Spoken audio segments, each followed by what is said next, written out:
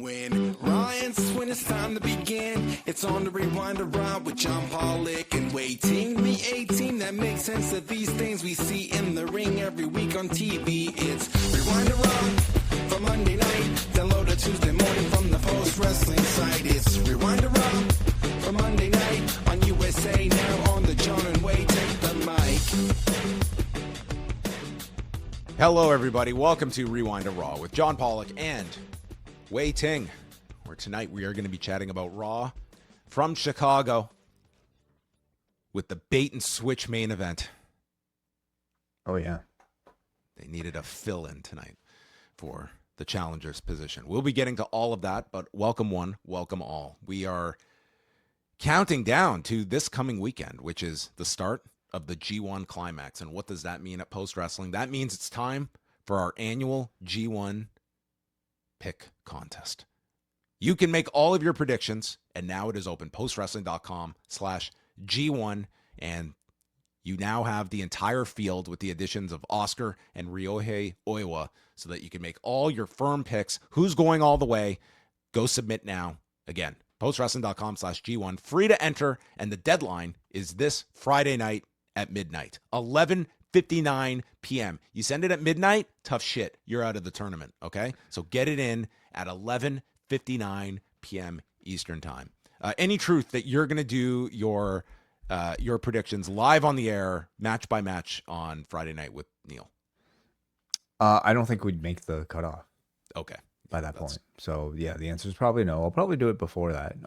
So as always, I don't think it matters how much you're studying New Japan. I think you could pick randomly. It's actually a benefit. The least amount that you're following on New Japan typically is you have greater success by not thinking about their booking. Yeah. So I'm very much looking forward to it. I look to take C Block this year. Who won last year? I don't even remember. I can tell you. Oh, okay. Yeah. Well, the prizes. If you become the first place winner, you get 1 year's worth of membership at Double in the Post Wrestling Café. Whoa. Second place gets 6 months. Third place gets 4 months. And that's on top of what you may currently be signed on for. So get your submissions in. It's totally free to sign up, and it makes the G1 that much more fun to follow. You get updates about maybe how you're doing every single show, thanks to Chris Angler, who's running all of this. And so it's a lot of fun. Sign up at postwrestling.com/G1.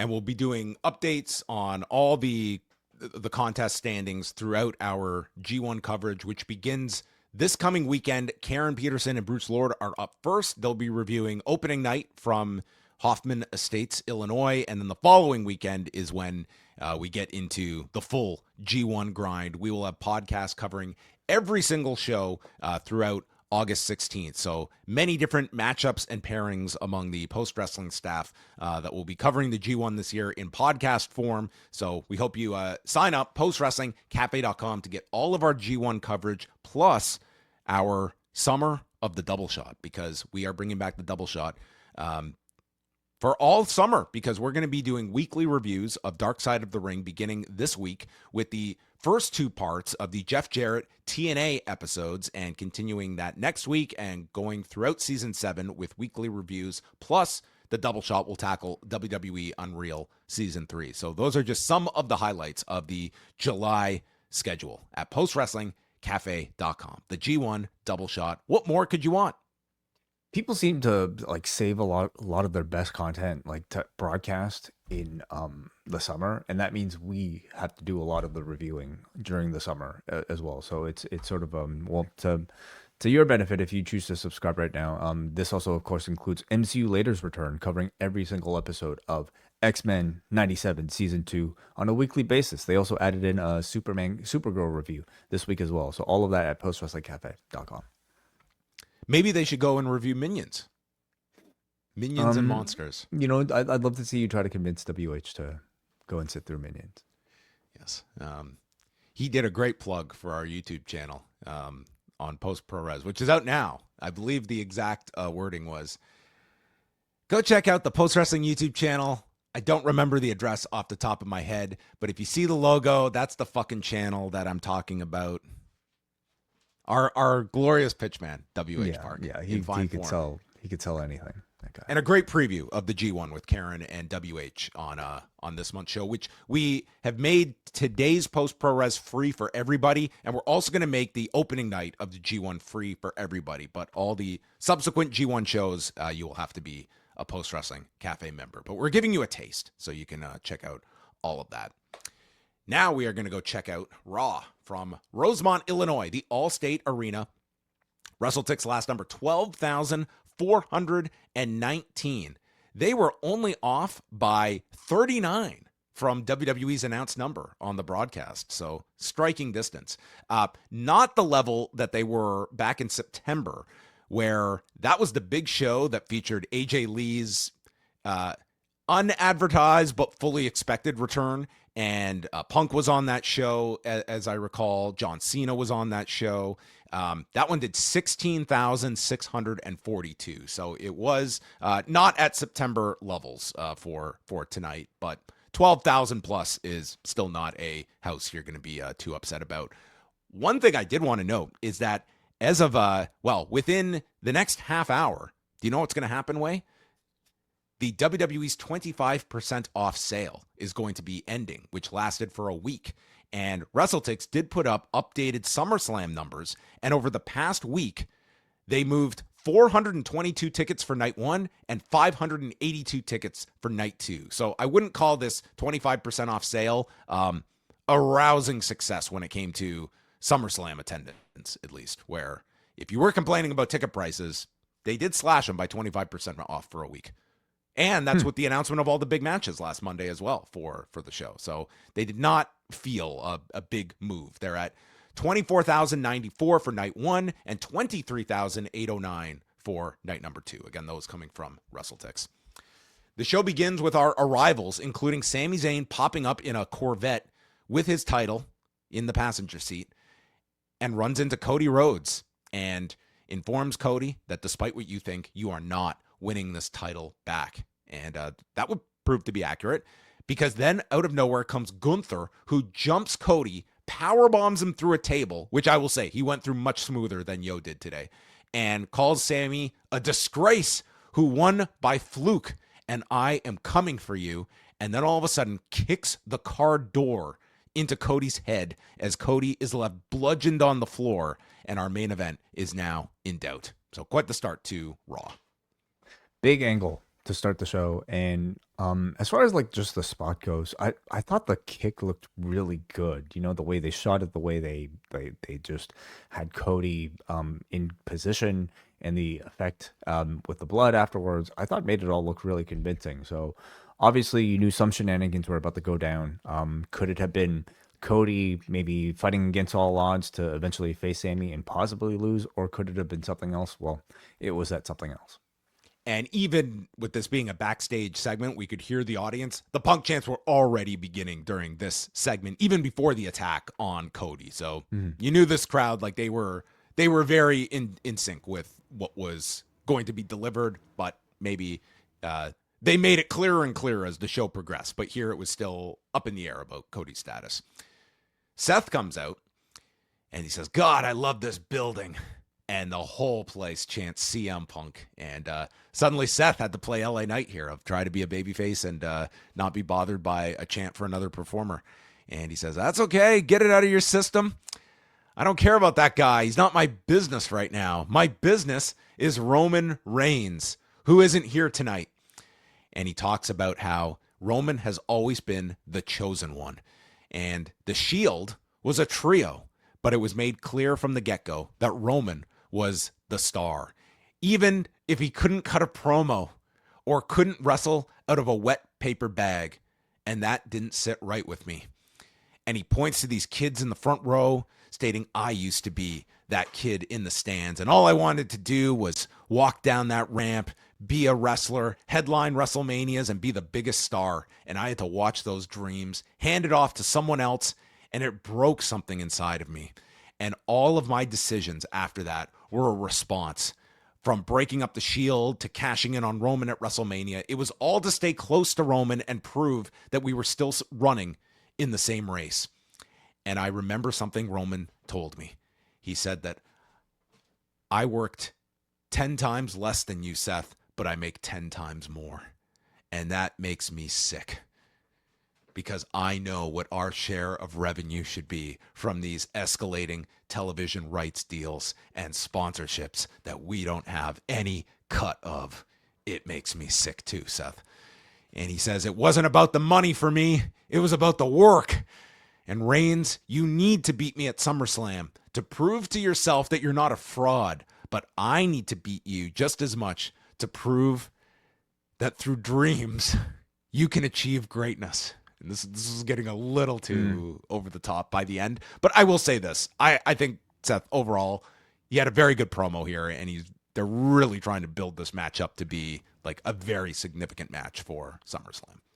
I thought the promo had really good substance, much like, his previous one did. And I mean, he gave us like really here the character motivation for like some of the most pivotal moments in like modern WWE history. Which is the Shield breakup, the WrestleMania 31 cash in. He was doing all that in an effort to catch up to Reigns or to, just to be in the conversation with Reigns. And so all of that makes a lot of sense. And it's a great thing to bring up here. He explained why he hates him, like Reigns being the chosen one. Of course, Seth Rollins would hate himself. Reigns prides himself on making a lot of money for doing very little work, while Rollins prides himself on the opposite. I guess, doing the work and maybe not making as much money. But something was amiss here, and I felt like this was ultimately like a strong example of perhaps like delivery on top of substance, and in this case maybe the delivery not really landing as much. You also of course have to like just recognize the fact that people here don't want to boo Roman Reigns as the bad guy. They don't even want to see Roman Reigns as the bad guy. And on top of that, Rollins' delivery I thought just certainly lacked like a bit of a cool factor attached to it. And charismatically, it's not that like his promos don't hit with most crowds, but it didn't hit tonight. And it's hard to take him as perhaps somebody who's more likable than Roman Reigns, who just kind of, again, has that aura about him. To me, like that felt like the big difference maker. Even, that you would see here with somebody like an LA Knight, who I thought was able to provide a lot more charisma and certainly won the crowd over in ways that Seth wasn't able to here. I think one big disconnect that the company has that I don't think the fans share is that their belief of Roman is that it's this great heel line to bring up the fact that this guy has a great contract that doesn't require him to be here all the time. It's like, this is sacrilege that this guy would not be here every week. And they tried forever to make this like a thing with Brock. And I think the audience thinks one of two things. It's either this guy's at home with his family and he's got a great contract, cool. Or number two, even if you're not thinking at that level, it's like the biggest stars are the ones that get this, like these great contracts. Like they are big stars. Brock is a big star. Roman is a big star, and they don't have to be here. How are these people able to negotiate these contracts? It's not just because they didn't want to come to work. It's because they've somehow earned their value to be able to convince this company to pay them this much for not working that much. Whereas it's like Seth, I guess they haven't found that value in him. That's sort of what's being communicated here. Like you'll get the little, like the boos when it's like, oh, this guy isn't here tonight. Oh, boo. But it's not like it's this, I think the company believes it's like, oh, it's this hatred that they're not here. And I don't think that's really something that the audience looks upon. It's, if anything, it's look at these big stars, and Roman is a big star to us, and his lack of presence here is not something that is going to have us turn on him. And it never bears itself out when he shows up next week in Dallas, and he'll be number one or number two in terms of the most over people on the show. LA Knight interrupts, and man, he got a phenomenal response because he came out, and I don't know if it was just the last line here, but when Seth started getting into, I'm going to prove to Roman that through dreams, you can still achieve greatness. It reminded me of that press conference where Luke Rockhold was talking about, if you believe, you can achieve. And then Michael Bisping just cuts him off, and it was this amazing reaction. He's like, believe, achieve, shut the fuck up. And Dana White just lost it. It was so funny the way he cut off this like this motivational speech from Luke Rockhold. That's what this felt like in the moment. LA Knight interrupts him and tells us, I'm not letting you bore this crowd for a second week in a row. Look how fast Way is. It's amazing. He said, like, I thought you had to win matches to get title shots. All you had to do was come out and talk with Roman about how great you two are. And he did this hilarious mocking of the two, calling each other brother, that had this crowd just in stitches. They just start chanting LA Knight. Like this felt like one of your classic Rock promos where it's like, the lines are so good, and the only response the crowd has is to loudly shout the performer's name. Like, that's how they were reacting to Knight here. And he just had them in the palm of his hand as he continues. Then he went a few steps too far. He's like, you talk about being the greatest generation? Well, back a few years ago when business started to pick up, I'll give some credit to Cody, but I came around. I was like, this is just too much. LA Knight, who changed the course of WWE business, he came around and says, what do you have to say about that? I've been held down by the bloodline, the vision, and called Seth and Roman the two biggest vomits in this business. And you manipulate numbers to keep people like me down, which will be a line I save for a future, if we ever redo the intro for Thursday night. What sort of data is LA Knight reading? You know, where does he get his stats? This was definitely a WrestleNomics flex. I know that Knight was referring to his merch numbers. I'm sure. This whole crowd's chanting for LA Knight. He was very good here. Rollins says, I don't like you, but I respect you, and you embody everything I just spoke about. And when I get this title that I never lost, you'll be the first one I put into the dirt. Yeah. If this was considered some sort of promo battle between these two, I mean, it was very obvious who the crowd favored here. This was one where I thought Rollins kind of sunk here. You know, he lost twice. First, in a promo battle against just the idea of Roman Reigns. Roman wasn't even here to give him a rebuttal, yet this crowd did not respond to Rollins' lines against Roman. They were clearly preferring Roman to him. And when LA Knight came out here, and just like, I thought completely outclassed him in terms of just charisma, entertaining this crowd, making them pay attention, making them react. This was one that I think looked very favorably on LA Knight for his ability to stand above, you know, like a world champion level guy in Rollins. And I mean, I think Knight to me like shows that he's capable of that sort of like world title conversation when he's able to like sound this good on the microphone. And it's an interesting way of weaving LA Knight. Like, he's a few steps away from this whole bloodline program. Like, it would seem like it's going to be him and Solo, like, linking up by SummerSlam, and that's going to be, but this certainly gave you the sense of like a renewed interest in LA Knight and whatever this sets up. Depending on, again, like who he's being paired with here. Like if it's ultimately like a Jey Uso feud, or I don't know, I wonder, but he's getting chances to like perform, you know, on screen. He's getting airtime, and that alone I think is invaluable to him. The talking. He does not need to be doing matches with Jimmy Uso every week. Yeah, this agreed. is much more to his strength. And with that, Rollins leaves and Jimmy Uso appears, super kicking LA Knight. So get ready for their third match coming soon. Adam Pearce is furious with Gunther, and Nick Aldis, who is on administrative leave, was all over this show. How did this guy get into the building? Is this like when Vince retired and yet he was still in charge of creative and putting in all his input?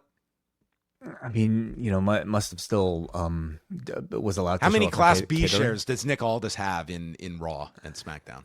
It's a great question. Yeah. Okay. Well, they're going at it here. Nick Aldis and Pearce, they removed Gunther from the arena. So that's all we saw of Gunther. He never came back. And once again called Aldis a failed wrestler and is also a failed GM. And Aldis says that, Pearce, you poached my main event. And they argue as Aldis puts the blame on Pearce for Cody getting hurt. So we have gone from like the tease of Gunther against Aldis. Tonight they were pushing you more towards Aldis and Pearce here. It felt like as much. Yeah, I mean Gunther and all this, certainly with the line about him being a failed wrestler, it like is still very much, I think, like in play.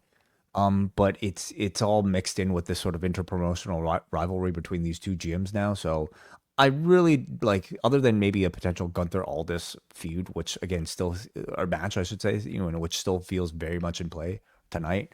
Um, I don't know exactly how they're going to play this one out. Or you have like Gunther representing Raw and Aldis selects someone off SmackDown, if that being an option too. So all of this, what, in service of an interpromotional match that they do anyway? They did tonight.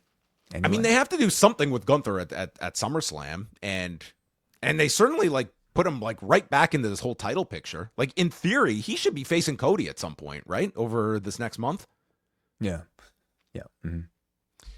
Street Profits against Braun Breaker and Austin Theory. Before the Vision come out, they are in the back with Jackie, including Logan Paul, and Heyman appears. And he just browbeats them, says that Braun couldn't take out Seth, Theory couldn't take out Hendry, and tells them, come back here with something worthy of the wise man, or don't come back at all. So out come the Vision, and they attack Dawkins in the corner. Ford gets the tag after the break, and they hit the Doomsday Blockbuster to Theory. Braun's in for the save, and Logan passes in the brass knuckles. He's caught by the ref, and as the ref goes to take them, Logan has another pair of brass knuckles and hands them to Braun, and Dawkins knocks them away. Ford does his corner post dive, and Dawkins grabs the brass knuckles. He's moving in toward the corner to Theory when Maxine appears, and Maxine hits Dawkins low, leading to Austin Theory pinning Dawkins. And then Maxine jumps on top of Theory, and they are together. They are. Yeah. They're not just friends. They're not certainly brother and sister or anything. They are that we're lovers. aware of. You're right. Yeah, I guess. Yeah, what's a little makeout session between a brother and sister? Yeah, they didn't get to do this with Ken and Ryan Shamrock, so maybe all these years later they'll finally get to do this with Austin and Maxine Theory. Yeah. So I recognize you need like this sort of like big moment to show Maxine is a difference maker within the Vision, and regaining the titles for them achieves that. But in the process, I thought this was a match where like in whole, like, I would say, show that made Braun Breaker look completely forgettable and weak in all of it. Number one, having him chewed up by Paul Heyman in the back. That's just like not territory. And after the match too, he was like, you didn't even do anything. Yeah, I just like I mean, I guess it may be in service of like some sort of character transformation, but like this is the weakest we have seen Braun Breaker since his call up to the main roster. Here, like needing Logan Paul's brass knuckles to win in the first place should not happen with somebody like a Braun Breaker, because he is a pair of brass knuckles. Like he should be a secret weapon. He even fails to use the brass knuckles here just because of Dawkins decking him first. Dawkins was unarmed, and Breaker was just kind of like booked to look incompetent. And maybe that's in service of, again, something deliberate, but it's just not territory I would have expected them to take Braun, at this point. Cody is being checked on by the trainer, and the trainer cannot sign off on Cody. He's got to get more scans. And Cody says, I'm fine. And then we get the update that Cody has had to leave the arena to go to the hospital for diagnostic scans. How fast could you get a diagnostic scan in Chicago on a Monday night? I mean, are they off to the set of ER for here in Chicago? I mean, if you know the right people, I would assume maybe quick enough. Yeah, I mean, you'd have to pull some strings on a Monday night and get back to the arena in time. I'm sure they know somebody who could get it done. Yeah. Backstage. Oh, he didn't come back to the arena. You're right. He probably got held back. Maybe he was just on Medicaid or something. He was left in the waiting room. The Vision are backstage. Logan yells how proud he is of them, and Heyman says he's impressed, but it's only the first step, and says at least someone got something accomplished tonight. Theory says, thank you, Paul. He's like, I'm not talking about you. I'm talking about her, referring to Maxine. And the Vision just leave. And dude, Braun Breaker just looked like a sad puppy here who let down his owner. And I think this is the start of an eventual fracture of Braun Breaker from this group. That's my thought. Like a babyface turn, you mean? Yes, I think so. And what is the group at that point? Logan Paul, Austin Theory, and Maxine? Is there? I don't even a know. group? I don't know how high I am on the future of this group. It's. Yeah, probably. I think Theory can just segue off with Maxine. You've got Logan can be Logan. Braun is a babyface, and Heyman with whoever his next guy ends up being. Okay. Judgment Day is in the back. Liv gives a pep talk. Oh, to you Raquel. you also had Otis and Tozawa come out after this. Oh, that's right. That's really right. They sad. took off in the car, and Otis and Tozawa, who were here for no reason in Chicago, just watch her drive off. Yeah, I would imagine this might set up some sort of interaction with like Chad Gable and this version of the Vision. You know, just to, again, further make amends with the Alpha Academy. So yeah, we'll see how that goes. Liv tells Raquel they're going to do everything in their power for Raquel to win the women's Intercontinental title tonight, and they are still in possession of Danhausen's Knicks jersey. Yep. Which is going to be the entire focus of Saturday night's main event next weekend. This jersey. Mm-hmm. Yeah, I would assume a New York Knick comes and helps. I think they're going to have Jalen Brunson there, and I think that's going to be their big moment of Saturday night's main event is getting him on the show. Mm-hmm. Or Patrick Ewing. That would be a great get. Yeah. They announced for next week a number one contenders gauntlet match with Dragon Lee, Chad Gable, Joe Hendry, Javon Evans, Dirty Dom, Ethan Page, and Rusev, with the winner facing Penta at SummerSlam for the IC title. So that match will probably have some time next week. Jackie interviews Penta. He's excited for this gauntlet match. Ethan Page and Rusev come in and they brag about putting Rey Mysterio on the shelf. Dragon Lee then enters and Rusev tells him, learn English. Gable stands up to Rusev and then Page demands a tag match. And Penta tells Gable and Dragon Lee to go out there with zero fear. Mm-hmm. Just to establish, hey, look, they're all people in a match. And they're all in the match. Yeah, next week. Sol Ruca and Raquel Rodriguez for the Intercontinental title. So Ruca, early on, she pops over the top, slips on the bottom rope and right into Snake Eyes by Raquel. Runs Raquel's shoulder into the buckle, and then she kicks off the post, missing Raquel on the floor with the moonsault, and then does a corkscrew, springing off the bottom rope to the floor. And she hits a Shining Wizard, springboard splash, lands on the knees, and this is when Roxanne Perez appears. The Tejana bomb is supposed to be countered, and this counter was brutal, sending Raquel into the corner. Perez then distracts as Sol goes for the Soul Snatcher, but Liv prevents the Soul Snatcher, allowing Raquel to spin her off her shoulders for a 2 count. Io arrives, hitting an Asai moonsault to Liv and Perez, and this Raquel just can't take her eyes off of Io in this beautiful Asai moonsault. She was transfixed and then she's just standing there in a daze and gets hit with the Soul Snatcher, and Sol retains in 10 minutes and 15 seconds. Mm-hmm.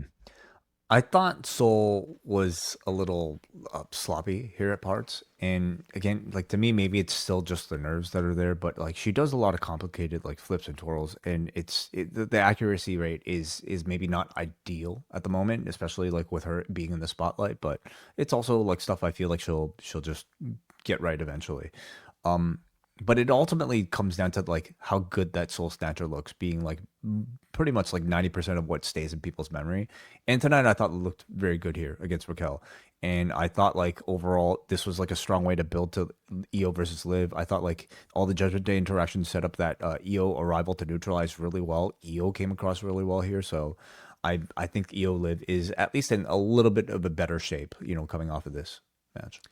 Yeah, I think it's been a tough adjustment for Sol, and I think ultimately she's going to get there, but it's been, I don't know if it's just like stuff in her head or what, but there's just a lot that you're just so focused now on watching it, and it's just like every slip up gets noticed, and you're just watching it with that kind of attention, and I do feel like it kind of overshadows the matches at this point, and this was not the smoothest of matches, but if we're going by the criteria of the Soul Snatcher, then she hit the Soul Snatcher.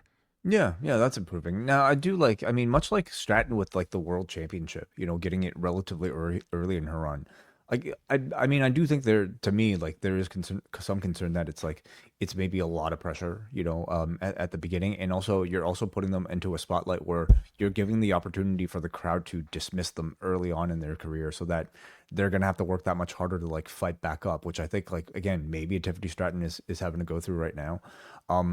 At the same time though, like is keeping them out of the spotlight and just like what, like continuing to like sometimes win, sometimes lose these matches like they're doing with the Javon Evans. Is that a better way to like treat talent that are kind of hot coming off of NXT? I don't know.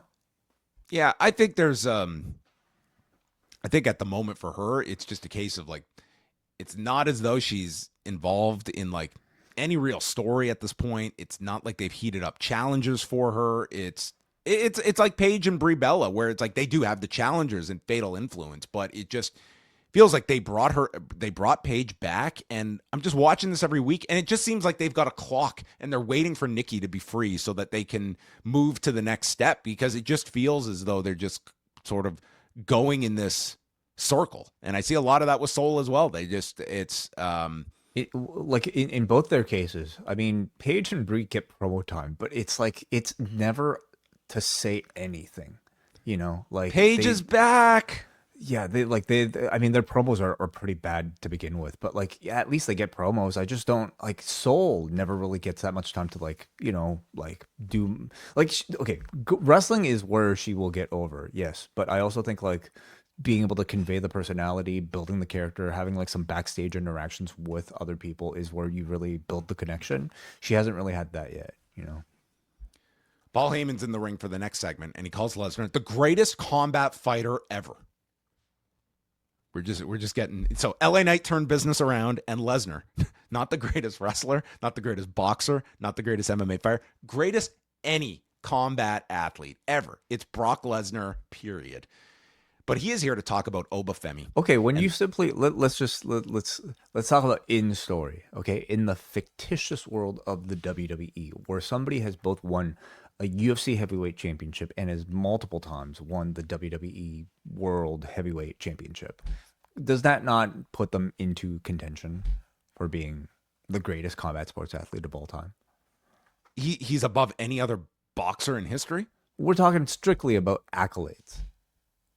Yeah, he's never won a boxing championship. Okay, but now let me ask you this. He's won championships in 2 different disciplines. Okay. That's the argument. Wrestling and UFC. Yes. In a world where pro wrestling is real. Okay. In which Paul Heyman exists. Okay. So what would you put the level of a UFC heavyweight championship against like a gold medal? Against the gold medal? At the Olympics. I guess, okay, so what are you suggesting? Like Kurt Angle? We're talking about like pro wrestling accolade. Now, is that combat? Now, in this, I would talk about Cain Velasquez beat Brock Lesnar, but he lost to him in pro wrestling. Are we weighting these the same? Is that a wash? No. Okay. Well, he might be the best at MMA, but I wouldn't say he's the best combat sports athlete. Okay. I'm just saying that there is an argument to be made in the fictitious world of the WWE. Yeah. Okay. So we're going across like well, he said in his promo he beat Randy Couture, beat Undertaker, right? That's what he's talking about. We got multiple references of Randy Couture in this segment. He says that Oba will suffer pain at Hell in a Cell. Crowds chanting for Oba because Lesnar is motivated for this match. I love that. Brock Lesnar, he's motivated this time. And Oba comes out and says, "You talk a lot. Well, now you have a face to talk to." I proved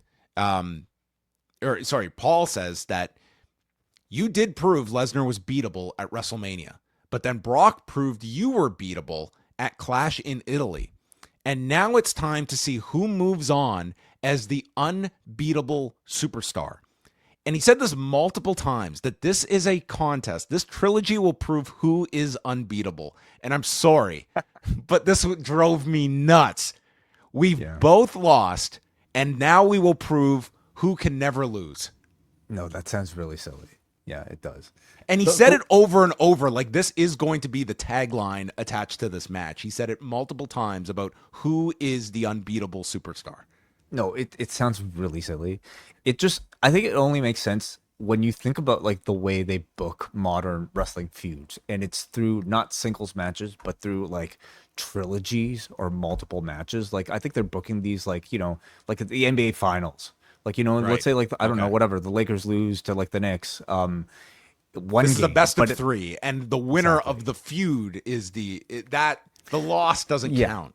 Okay. Yeah. You could still you're undefeated in the NBA Finals history, but you can lose individual matches. How do they Each come match up is with just this a stuff? round, basically. You know. Can't they just say dominant? Who's the dominant superstar? I would Well, be. it's I just would not. not be.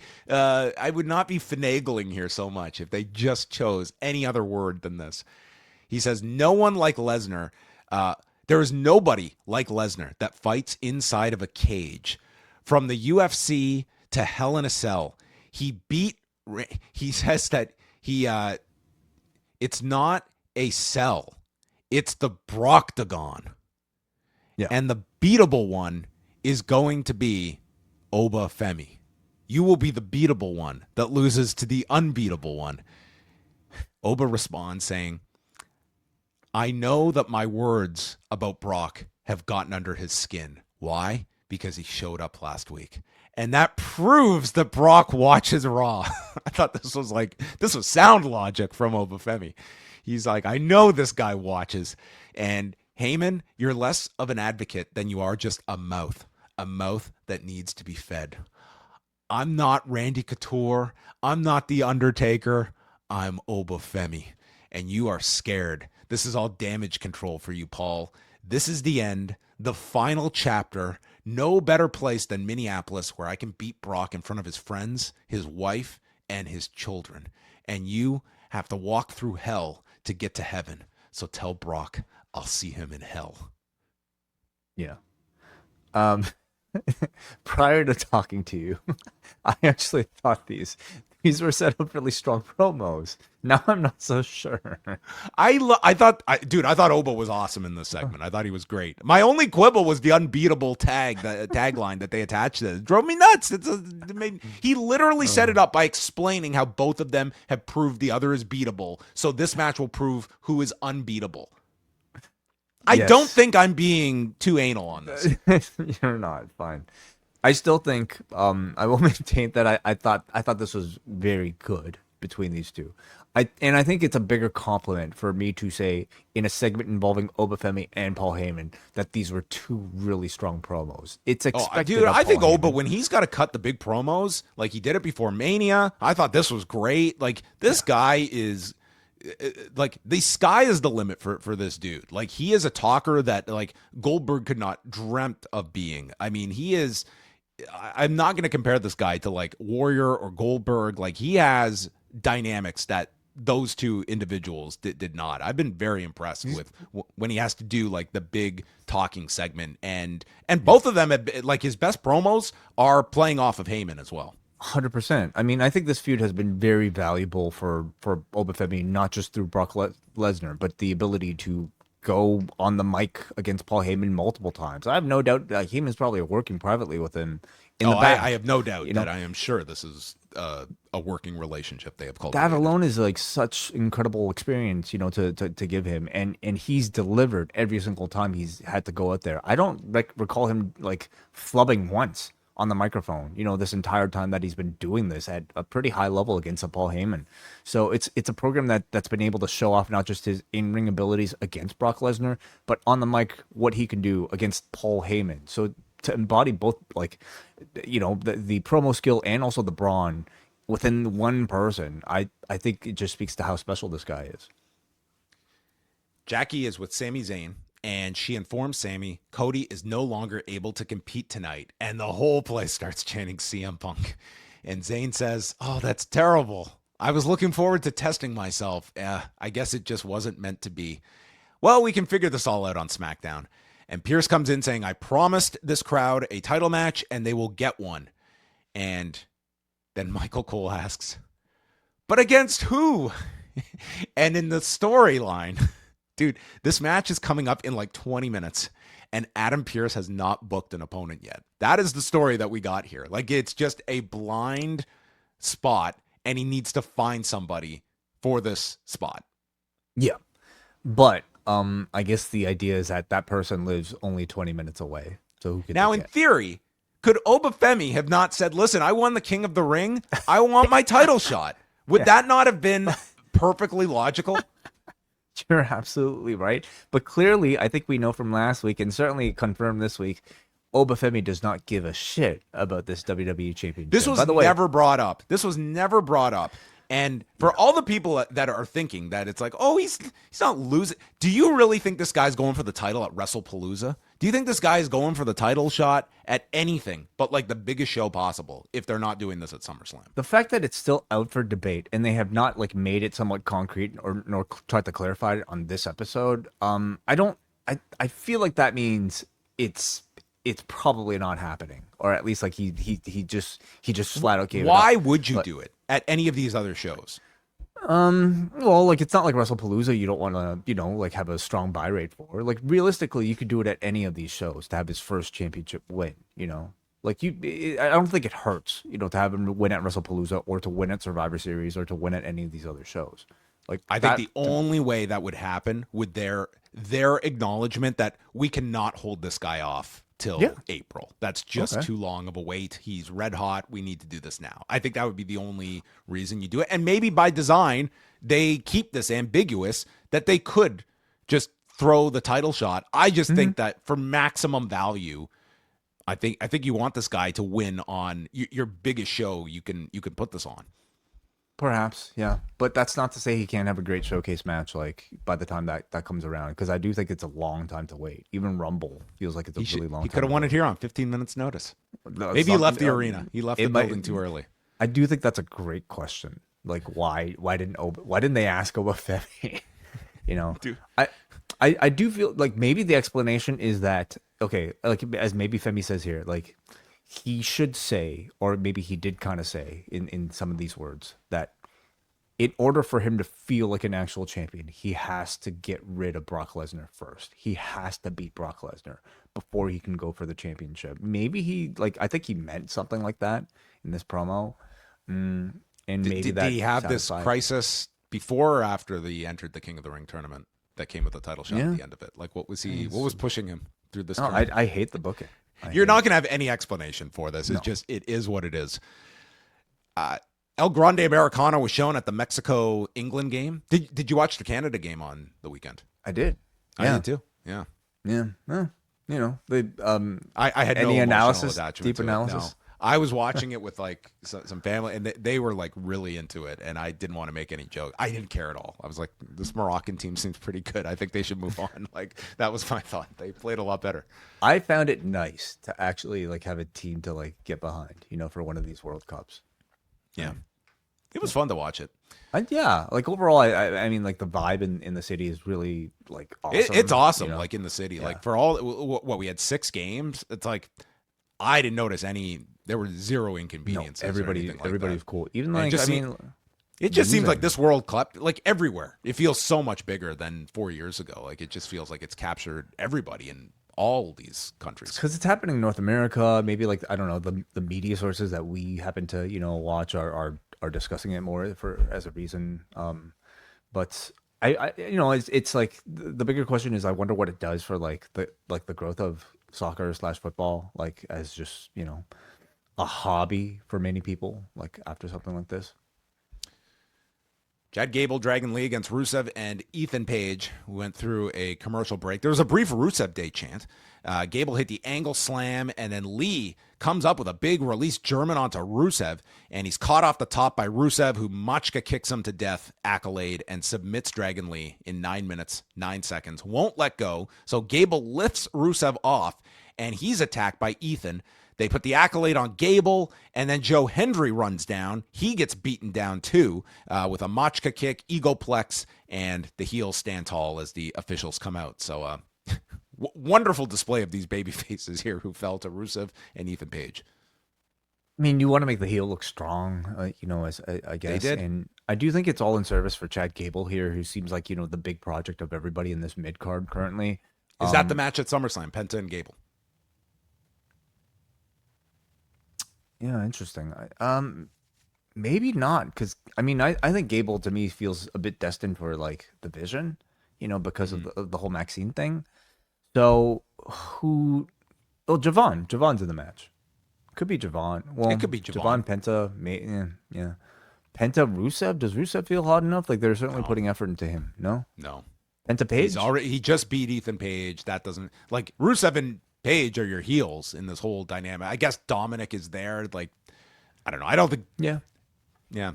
I don't know. None of these outcomes seem like they're like it's there to have a match at SummerSlam. I agree with you. Gable could maybe get some more, but it is in Minneapolis as well. Like, maybe you want to do something significant with Gable. I don't think it's the worst idea of Gable Penta. It's a little weird with the double baby face and facing another luchador, but well, it could be a 3-way, but we'll see what the result of the gauntlet is.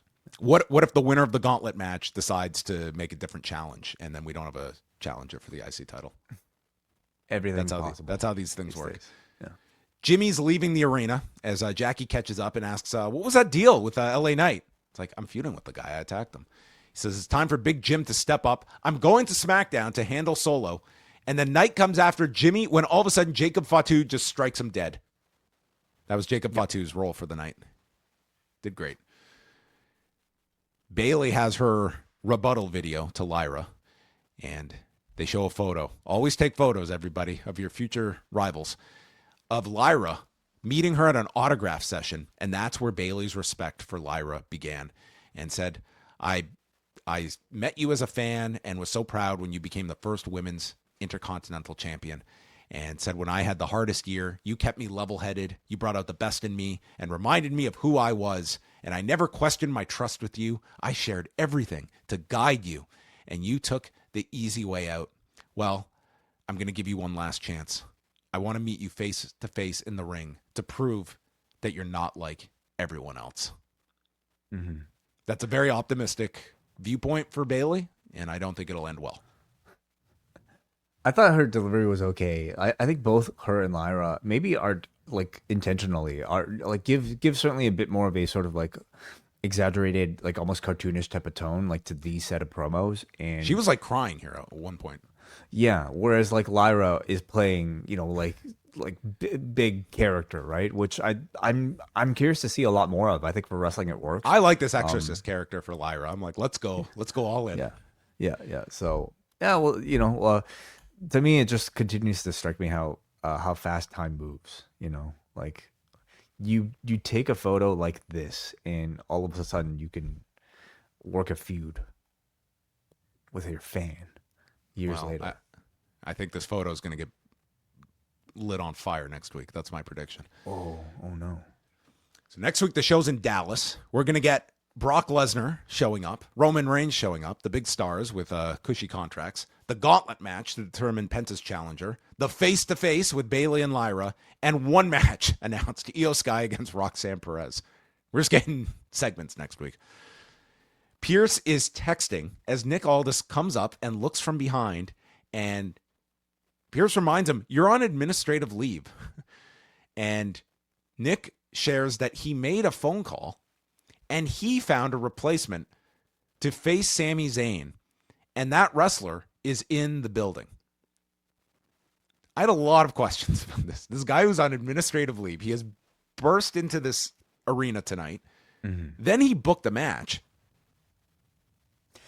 Yeah.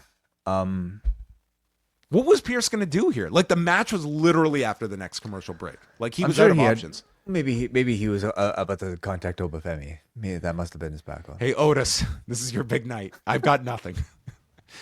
So I will say, we'll talk about it more at the end. Okay. Dirty Dom and JD, they cut a video on Danhausen for Saturday night's main event. They want their money back. And then out comes Sami Zayn, just a lamb being led to his own slaughter. And he's awaiting his opponent. The whole place is chanting for CM Punk. And then the garage door of the Allstate Arena opens, and in comes body guy Punk. And he enters. He's been working on those traps, working on those arms. And this was not Ricky Rabies we were seeing. No. I was waiting for the drone to come in and spit blood on Sami Zayn, but he was in for a harsher outcome. So like Zayn's walkout, it's hard.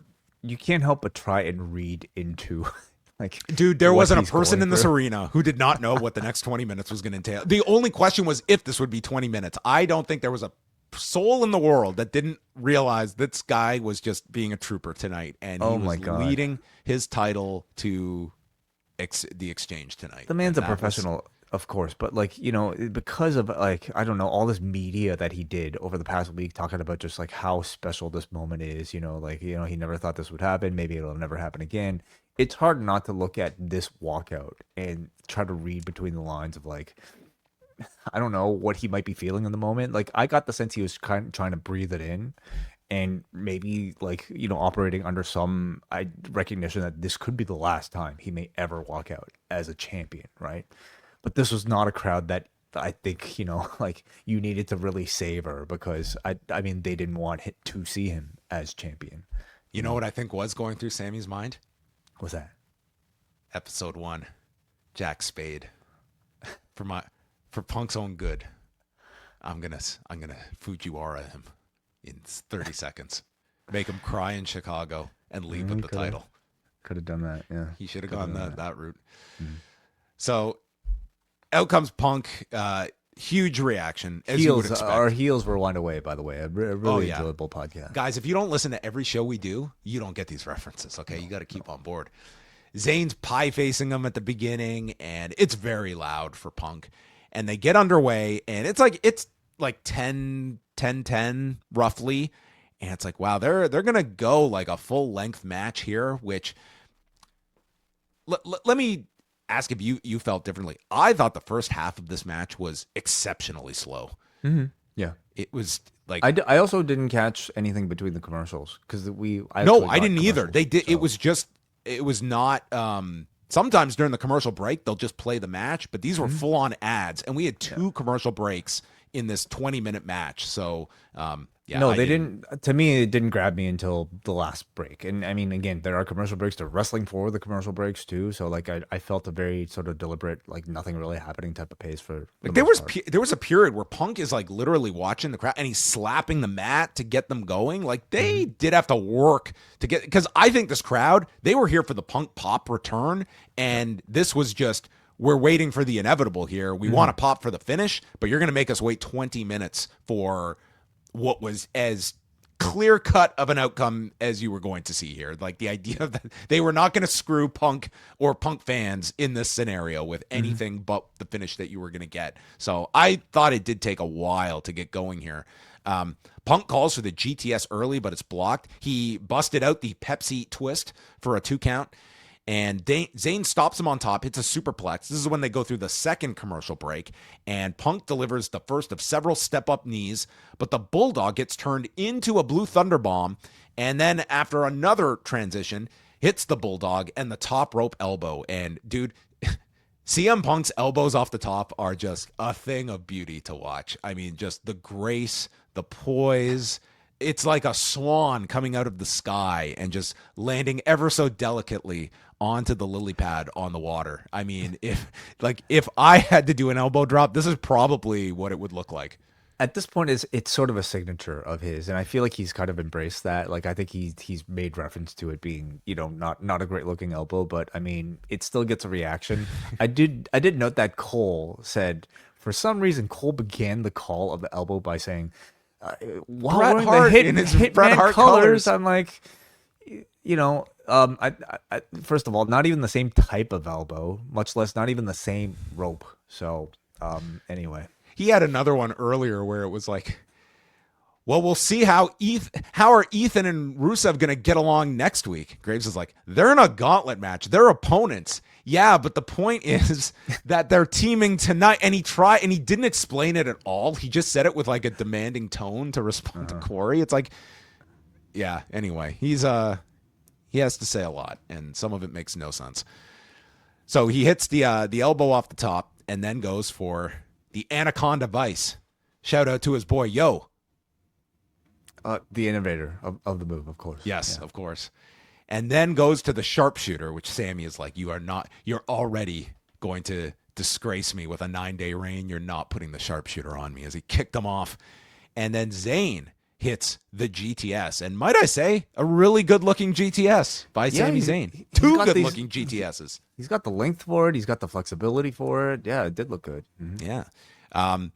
he goes for the haluva kick, but Punk catches him for an exploder. So they're trading each other's moves. And then, I swear, Punk teases a haluva. And I was like, oh, thank God, because I was like, this guy will just rip his groin out. Little did I know that was only the setup, okay? He goes for the haluva, gets caught into a second GTS and Blue Thunder Bomb. The crowd is chanting. And then Zayn just starts slapping him and berates Punk.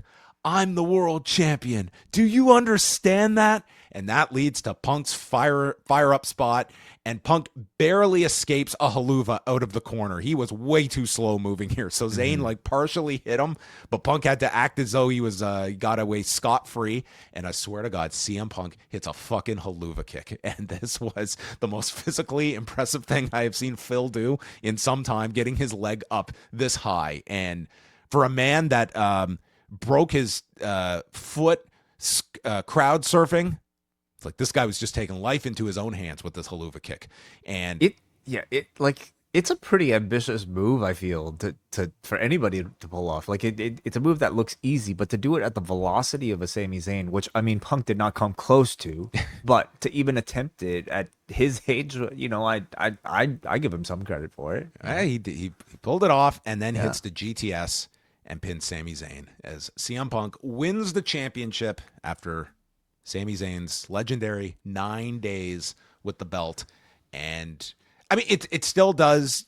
8-time world champion, CM Punk. 8-time world champion. You always remember your 8th. And he just left through the crowd. They really tried to make this a recreation of the Money in the Bank scene where he sat on the barricade and blew a kiss. Only now he's as embedded in this company. He's John Cena. Are you kidding me?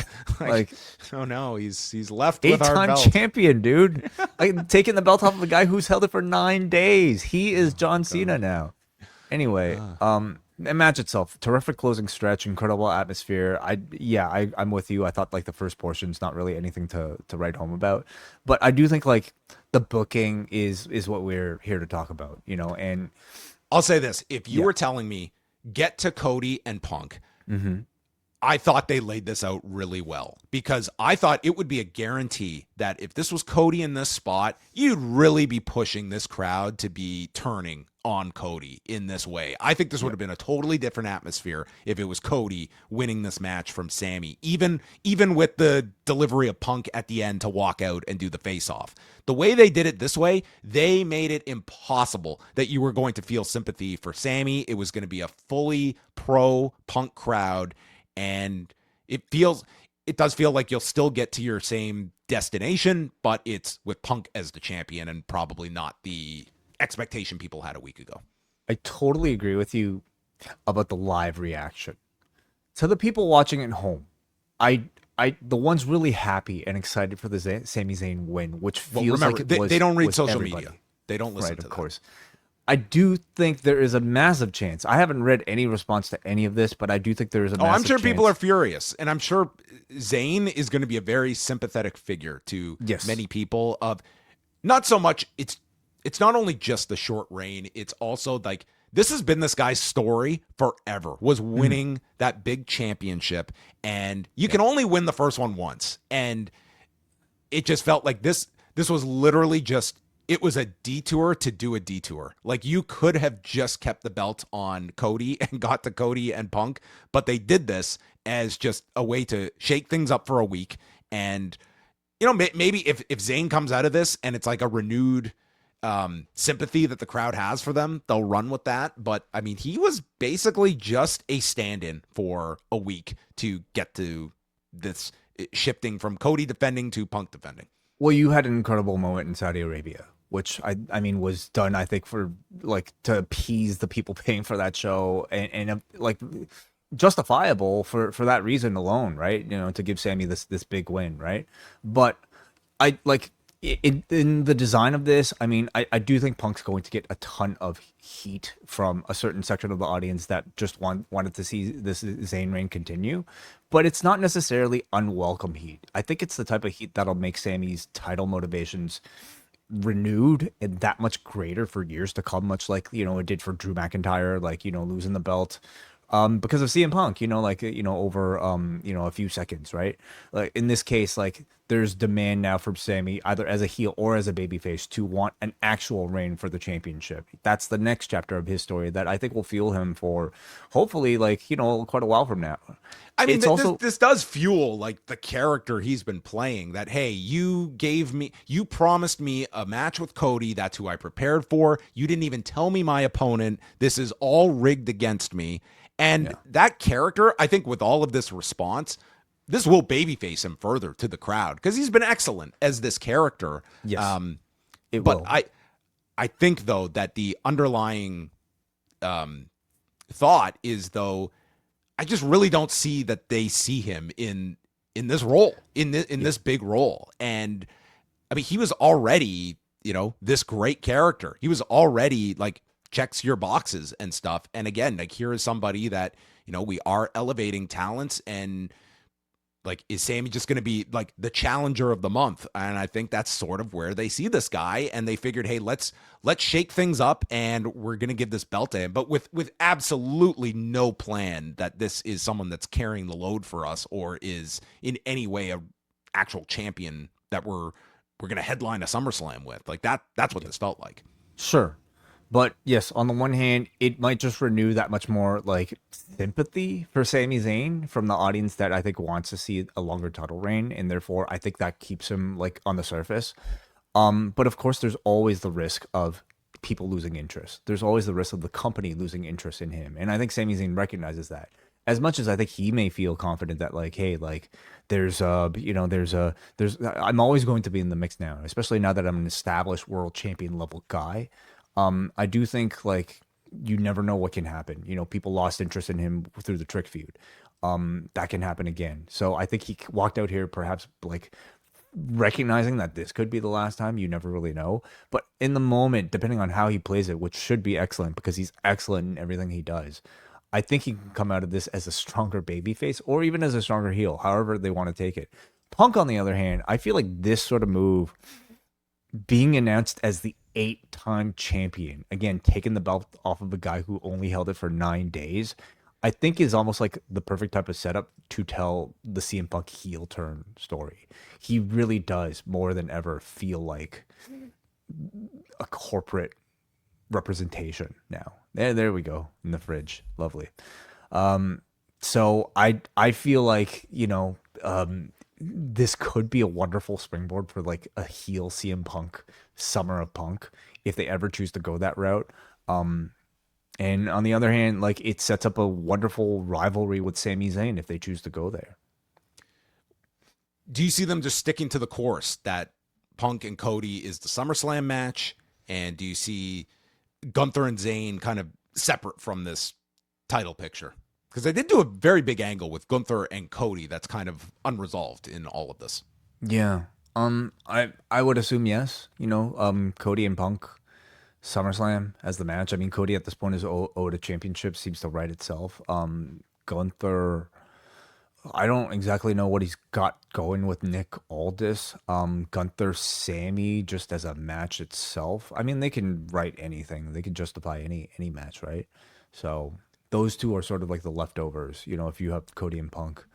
So, and not mentioned, but I think comes up on SmackDown is the other key that Aldis got the title match for Punk and is going to poach Punk and that gets him to SmackDown. So I thought if you were to tell me like we want to get to Punk and Cody, we want to get the belt off Sami Zayn, we want to get Punk away from Raw over to SmackDown. Like they did this in about in a way that was going to mitigate any like backlash over taking the title off of Sami. It got them everything they wanted to do on this one show, booking it that way. But yeah, there will definitely be people that are, that look at the Sami reign, but I think many people, it's not like this came out of left field either. I think as soon as Sami won this title, that almost became the first question of how soon this belt comes off. Sami was the one throwing it out. It's like, I don't know how long I'm going to have this. And if I have it for he knows he's not the chosen guy.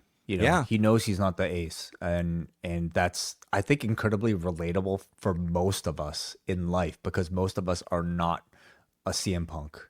CM Punk used to embody that, but he's not that now. You know, he is John Cena right now, and I think that sets up a wonderful storytelling for the both of them. Again, if they choose to go there. All right, well, there you go. That was Raw, a very noteworthy edition of Raw, and I guess we will. Man, what does this set up for Saturday night's main event way? In New The York, big show in of the MSG? summer. Yeah.